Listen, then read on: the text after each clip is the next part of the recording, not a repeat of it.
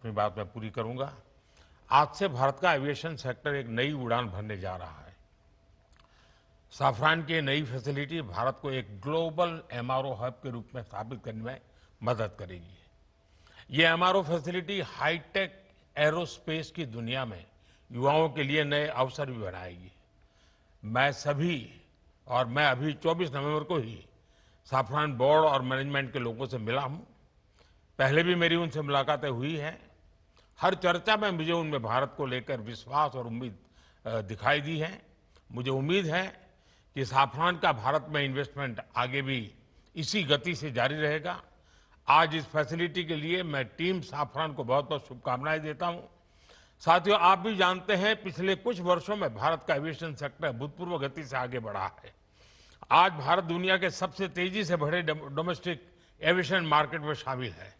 हमारा domestic market अब दुनिया में तीसरा सबसे बड़ा मार्केट है।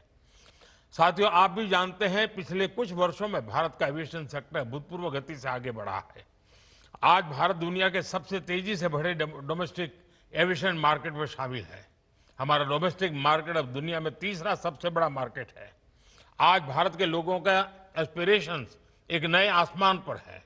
ऐसे में भारत में एयर ट्रेवल की डिमांड लगातार बढ़ रही है और इसलिए हमारे एयरलाइंस लगातार अपने एक्टिवेट फ्लीट को बढ़ा रही है।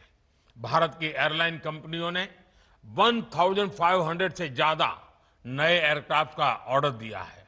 साथियों, भारत के एविएशन सेक्टर में तेज एक्सपेंशन के चलते maintenance, repair and overhaul MRO की सुविधाओं की जरूरतें भी बढ़ रही है।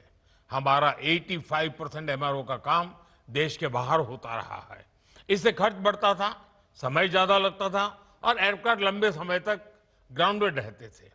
ये स्थिति भारत जैसे विशाल एविएशन मार्केट के लिए ठीक नहीं थी।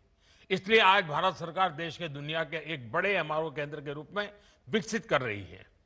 I would also add that I am very attached to Make in India, as I was born in India, so I was made in India also. That attests to the validity of your model.